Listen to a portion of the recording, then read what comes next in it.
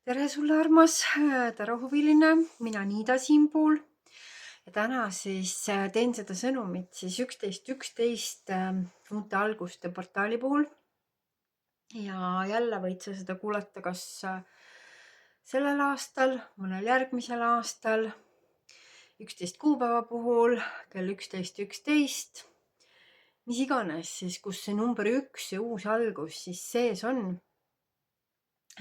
siis see sõnum on selles mõttes ajatu. Ja miks üldse seda kuidagi tähistada või pühitseda või teadvustada siis seda 11.11, sest ta on nagu selline neljakordne võimalus siis uueks alguseks. Number 1, igal numbril on vibratsioon. Iga number kannab teatud energiat ja 1 on siis ühe kõige suurem sõnum on siis see uus algus, uus võimalus, uus tsükkel. Ja kuna see tänases on siis selline nagu neljakordne võimalus siis seda uut algust luua, sest kui mina mõtlen nagu šamanistlikult, siis mulle tundub, et see neljakordne võimalus on nagu 4 ilmakaarest ja läbi kõigi 4 elemendi, läbi mõõkade, siis ma näitan ässadega on ju, ässad on ühed, et läbi mõõkade siis ütleme niimoodi esimene võimalus siis uuteks algusteks nagu teha restart siia peapiirkonda, lõigata läbi vanad mustrid, lubada uued, lõigata läbi mittetoimivad suhted, vanas energias töökohad, mingid ennast pisendavad mustrid, mis iganes on ju, et see on selline siis mitte sõjakus, aga selline valguse ja teadlikkuse mõõk, number 1, ässad. Et kõigepealt siis sealt nagu mõistuse õhu elemendist võimalik teha uus algus, nagu pööning puhtaks puhuda. Siis järgmiseks siis tuli ja sauad on ju energeetiliselt. Lõpetada ära oma energialekket, korjata oma energia kokku kõigist kohtadest, kuhu teda on tühja-tähja lekitatud ja teha sinna selline energeetiline restart, samamoodi on ju vaadata üle, et kuhu ma oma ainsat kõige vägevamat ressurssi, oma eluenergiat panen. Ja lõpetada ära need tegevused, mis siis mind ennast ei päästa, ei toida, mis on minu hingeteest vales suunas, mis tegelikult mitte ei päästa ja energetiseeri mind, vaid lihtsalt kulutavad, on ju. Et kui ma panen oma eluenergiat sinna, mis on minu hingeteega resonantsis, kooskõlas, harmoonias, siis ma peale seda tegevust olen mitte energiast tühjem, vaid vastupidi, ma olen rohkem energetiseeritud, võimsam, väekam, tervenenum, harmoonilisem ja nii edasi. Et hästi lihtne termomeeter vaadata on ju, et kas ma panen oma energiat õigesse kohta või ma ei pane. Järgmiseks siis karikates on ju veeelement, tunded, suhted, esivanemad, vereliinid. Jälle taaskord teha seal revisjon on ju, lõpetada ära võib-olla üldse nagu näoga minevikku elamine ja valida, et nüüdsest ma enam ei tegele kõige sellega. Ma teen siit selle mõõgaga selle läbilõike ja siis tunnete skaalas liigun ka siis selle karika püha graali abil hoopis tulevikku ja küsin, et mida ma tahan, et see karikas sisaldaks. Kallan välja selle, mida ma ei taha, et ta sisaldab ja küsin, et millega ma selle enda tunnete karika, enda armastuse karika, enda emotsionaalse karika, tundekarika täidan. Ja viimaks siis müntid ehk siis materiaalse tasandi loomine. Ja see on nüüd kõik see on ju, et täpselt samamoodi on ju, mille nimel ma elan, kas raha on mu eesmärk või see on vahend minu hingeteel käimiseks, minu loomiseks. Kas ma olen puudusteadvuses või ma olen küllusteadvuses, milline on see looming, mis läbi minu siia maailma voolab. Kas ma olen rahul sellega, kui ma ei ole rahul, siis mida on vaja muuta, mida ma tegelikult tahan luua, kus on selline loomine, et minu mõistus, minu süda, kõik minu energeetika on joondumises ja mis läbi selle siis siia maailma sünnib, on ju. et kas ma tahan luuletusi kirjutada, kas ma tahan süüa teha, läbi selle armastust pakkuda, kas ma tahan kinnisvara arendada, noh, mis iganes see on. Kas ma tahan käsitööd teha, kas ma tahan tikkida, kas ma tahan raamatut kirjutada, laulda, mis iganes on see minu looming, mida saab siis viie meelega tajuda. Just viie meelega, sest tegelikult meil on meeli mitukümmend korda rohkem ja sellest võib-olla räägin mõnes teises videos, aga siis need füüsilise tasandi nagu füüsilise maailma meeled, viis meelt on ju, et need on kätketud siis siia, et minu looming on siis maailmas nähtav. Ja edasi siis, et miks nagu üks on ju, et null on see nullpotentsiaal, ütleme, see on see kõikide võimaluste kvantväli, selline nullpotentsiaal, neutraalsus, kust saab igale poole hakata liikuma. Aga tulles siis ühe juurde tagasi, siis taros on see maag ja maag on juba selline esimene samm, et see ei ole enam lihtsalt potentsiaal, vaid see on juba esimene samm ja see esimene samm on siis teadvustamine, et needsamad kõik 4 väge, mida ma siin ässadega just näitasin, on ju, näitan veel kord, on siis mõistus, intellekt, visioon, inspiratsioon, siis sauad, energia, vägi, on ju igasuguseks loomiseks vajalik ressurss, karikad, tunded, hingestatus, emotsioonid, suhted, partnerlus loomises ja lõpuks siis see materiaalse maailma nagu tulem, see käega katsutav või silmaga nähtav tulem siis, mis selles tsüklis sündima peab. Ja vot maag on teadlik siis, ta on teadvustanud ära need 4 väge, tal on kõik need 4 ilmakaare, 4 stiihia, 4 ürgelemendi väed olemas, ta teab, et ta on ise nende valdaja, talle mitte asjad ei juhtu, vaid ta loob. Isegi kui ta ei ole teadlik oma loomisest, siis ta loob kogu aeg. Kui ta ei ole teadvel oma loomisest, siis ta loob alateadlikult oma mõtetega, mõttemustritega, oma olekuga, oma energiaga, oma mittetegemistega, mittevalimistega. Et siis ta valib olla nagu passiivne ohvri rollis, kui tal asjad juhtuvad, aga see on ikkagi loomine. Nii et maagi esimene samm siis loomistsüklis on see teadvustamine, see on see number 1 siin on ju.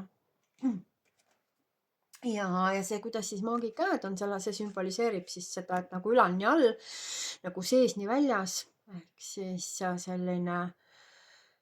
selline iidne vaimne põhimõte, mis tähendabki seda, et ta on teadlik, et ta on oma loomise keskpunkt, on ju, tema on siin looja kanal, looja tööriist, looja käepikendus ja mis toimub tema sees, seda ta ka kogeb välises maailmas.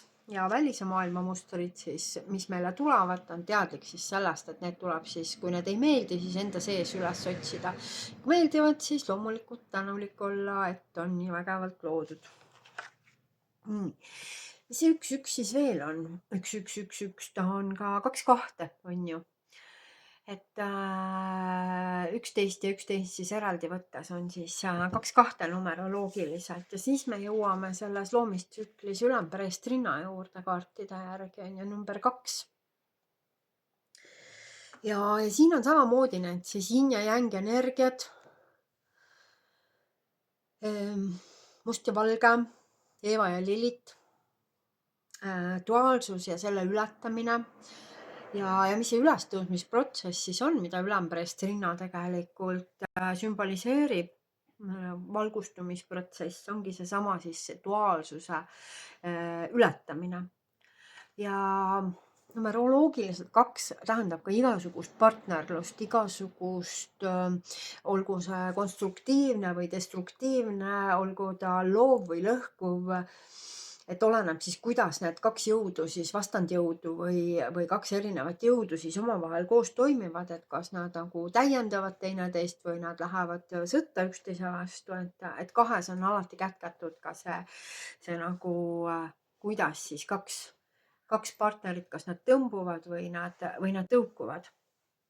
et hästi sageli siis just meeste ja naiste vahel see, et kui sageli nagu pöördutakse omavahel sõtta, noh, kõik mehed on sead ja kõik naised on teadagi, kes on ju, et need on nagu lausa saanud selliseks nagu ebateadliku maailmavaate klišeedeks.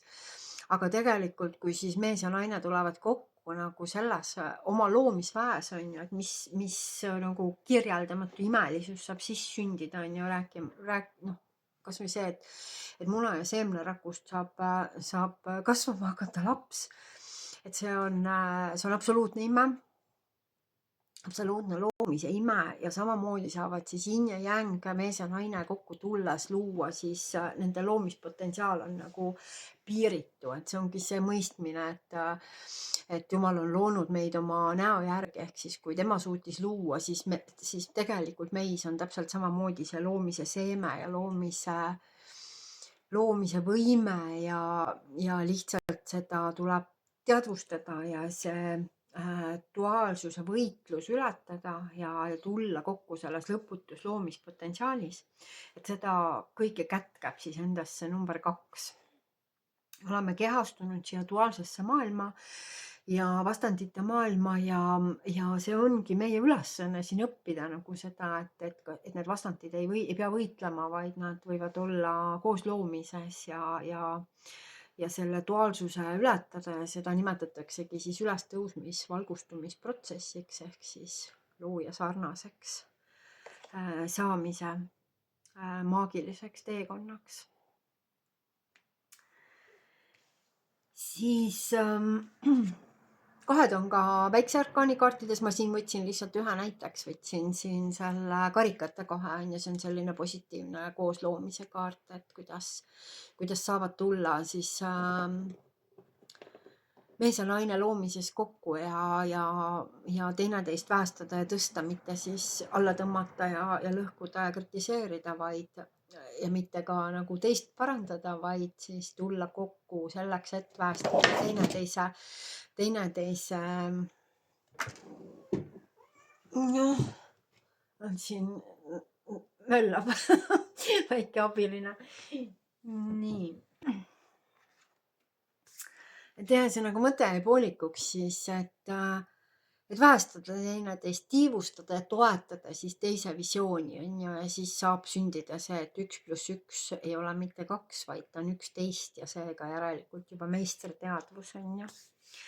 Ja 2 ja 2 siis selles portaalis on tegelikult ka 22, mis on siis seesama, see meistrinumber, kes on oma elutee numbrit arvutanud, siis mõni võib-olla teab, on ju, et tal on siis elutee number 22 ja siis see on see meistriteadvus on ju, aga 22 energia puudutab meid kõiki on ju, kell 22 või 22. kuupäeval või mis tahes siis hetkel, kui me seda 22 numbrit näeme, siis see on ikkagi universumi sõnum, et sa oled duaalsuse meister. See tähendab seda, et sa võid igal hetkel teadvustada seda, et see ei ole mitte siis erinevate energiate vastasseis, vaid erinevate energiate koos loomine ja selle õppimine siis.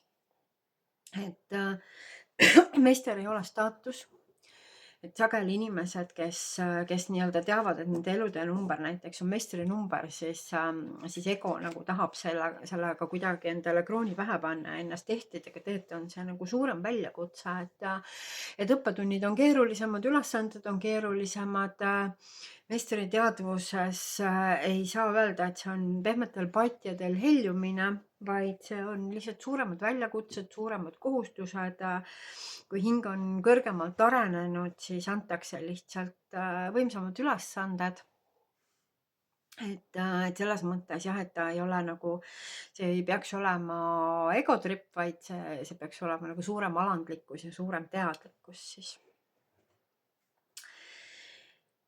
Siis 11 on ka 4 kokku kokku, on ju, numeroloogiliselt, ehk siis siit sünnib jälle see struktuur, on ju, tarost samamoodi siis jälle, toon need ässad siin näiteks, on ju, oli samamoodi 4 tükki neid, on ju, et nagu neli vundamendikivi, 4 ürgelementi ja sellest siis sünnib selline struktuur ja struktuuri valitseja number 4 on siis keiser taros. Et see on siin neljakandilisel troonil troonimas ja keiser on ka isakuju, selline, kes hoiab siis seda struktuuri, korda, vormi, selles mõttes nagu selline vormihoidja, on ju, et kui karikad on selline nagu vesisisu, naiselik, maa loomine, samamoodi naiselik sünnitamine, siis mõõgad ja sauad, sellised fallilised sümbolid on mehelik ja keiser on ka siis hästi mehelik energia, kus need 4 siis saavad kokku nagu 4 ilmasammast, struktuur, kord, traditsioonide hoidmine, vastutamine siis mitte ainult enda, aga ka kogu oma impeeriumi eest. Ja siis selline nagu vastutuse võtmine on keisri märksõna, et see kätkeb samamoodi siis selles tänases portaalis ja läheb vägagi kokku selle maagiaenergiaga ka siis, kes nagu, kui ta on teadlik, et tema on looja, on ju, siis on ikkagi võimalik nagu edasi vinguda, et valitsus on loll ja paha, on ju, ja naaber on nõme ja tehke oma abikaasa korda, on ju. Ja noorus on hukas ja mis siis kõik sellest ebateadlikkusest veel võib tulla. Aga keiser siis on see koht, kus me oleme saanud täiskasvanuks, me oleme saanud küpseks ja meile on antud vastutus ja siis maaga on teadlik sellest, on ju, et loomise instrumendid on tema käes, tema on nende valdaja ja keiser võtab vastutuse, täieliku vastutuse siis enda loomingu eest. Ja mingis mõttes ka siis nende eest, kes on temast veel nõrgemad või nagu selles mõttes teadvuse tasandilt võib-olla veel nagu madalam, kõrgem on väga sellised duaalsed mõisted, neid me hästi ei taha kasutada, aga kes veel ei ole nagu nii teadvel, et kes veel siis seda mantrat teevad, on ju, et tehke teised korda ja siis mul hakkab hea. Et keiser on vastupidi siis täieliku vastutuse võtnud oma loomingu eest ja ta teab ise, et tema on see muutus, mida ta tahab maailmas näha. Ja siis vastutab selle eest ka täielikult. Ja üks tuleb veel numeroloogiliselt mitmetes teistes kaartides ka välja. Et näiteks saatuse või õnne või karmaratas, mis on 10, 1 + 0 tegelikult jälle samamoodi siis 1 ja 10-tes siis alati sisaldubki uus, see väga hästi, see kaart nagu sümboliseerib ka seda, on ju, et algust ja lõppu ei ole, siis ükskõik, et me vaatame aega, tsükleid, mida iganes, on ju, kaarte, ruune, kõik on siis pidevalt tsükliliselt kulgev ja 10 ühe vana asja lõpp on siis uue algus.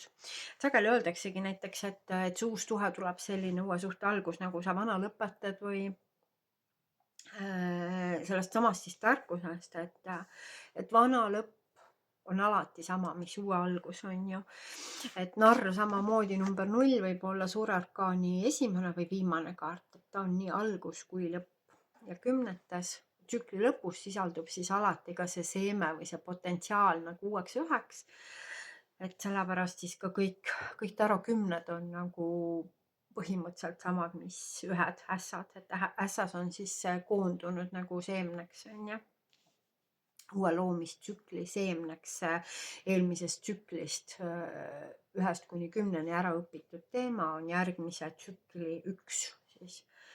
Natuke keeruline lause sai, aga ma loodan, et ma suutsin oma mõtet väljendada. Ja näiteks päike 19 samamoodi 1 on ju mehelik. Number 1 on mehelik, number 2 naiselik on ju jõud. Et päikses siis samamoodi sisaldub see 1. See 1 on ka selline liidriks olemine. ja see tuleb samamoodi siit nii maagist välja, see tuleb siit keisrist välja, see liidriks olemine, päikesest, sellisest soojendavast, targast, väekast meesenergiast tuleb välja see liidriks olemine.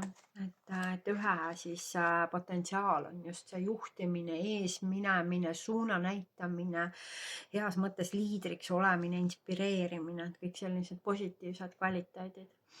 Et kui nüüd see üks on üle võimendatud, nagu ta mõnes mõttes tänases on ju, siis võib ta ka rääkida egost, siis ta on pigem, kui ma teeksin kaardiladumist ja mul tuleks näiteks need kaardid nagu siin tagurpidi välja, siis ta võiks rääkida sellisest egost on ju, et näed, et kui tagurpidi maag kõneleks, siis ta oleks selline nagu ahv, kes paneb endale ise krooni pähe ja ütleb, et tema on kõige kõrgem ja kõige targem on ju, et ta nagu oma kogemused ja oma oskused, oma saavutused tahab upitada sinna sellest nii-öelda omale trooni ehitada ja et pigem nagu meistriteadvus on alandlik. On teadvel, et nii-öelda need väed, mida ta evib, on looja kingitus. Ässadel on samamoodi, ässad on looja kingitus, sest kui te vaatate neid kaarte kõigil, siis looja käsi ulatab neid andeid ja andekused on looja kingitus ja siis meie vastutus on see, et kas me nende siis kingitustega midagi teeme, kas me kasutame neid nagu kõrgemateks hüvedeks või siis noh, saamegi selleks endale krooni pähe panevaks pärdikuks lihtsalt. Et igal juhul tänases päevas on tohutu potentsiaal, tohutu vägi neile, kes soovivad midagi muuta, midagi algatada, mingid vanad asjad läbi lõigata, panna vanad uksed kinni, avada uued, alustada midagi uut. Et see on 4-kordne vägi, kus on kaasatud siis kõik ürgelemendid ja et tänase päeva siis vibratsioon on selline, sellepärast me siis kutsume sageli neid nendeks portaalideks, selliseid võimalustega päevi. Neid portaale on igas hetkes tegelikult, et mõni on suurem, mõni on väiksem, mõni hetk soodustab muutust rohkem, teine vähem. Et seda jälle, kas sa kasutad seda päeva, kas sa teed täna sellega midagi erilist, kas sa valid täna teha mingi rituaali, luua mingi muutus, see vastutus loomulikult jääb sulle. Mina jagan sulle lihtsalt läbi tarode, natuke läbi numeroloogia seda, mis läbi minu tahab siia tulla, ehk siis seda oma loojalt kingituseks saanud andekust. Ja olen siis selle läbi teenimises. Kui sa tahad kaartidelt nõu, kui sa tahad tulla minu vastuvõtule, siis palun vaata siia video alla, ma kirjutan sinna natuke infot. Minu kontaktid leiad sealt ja ma soovin sulle siis üliväekat, ülivõimsat portaalist läbiminekut. Ja portaal siis on alati võimalus panna kinni mingi vana lugu, lõpetada see ära, öelda aitäh ja avada uus lugu ja hakata seda kirjutama. Ole hoitud, armas. Soovin sulle hästi väekat uue loomist.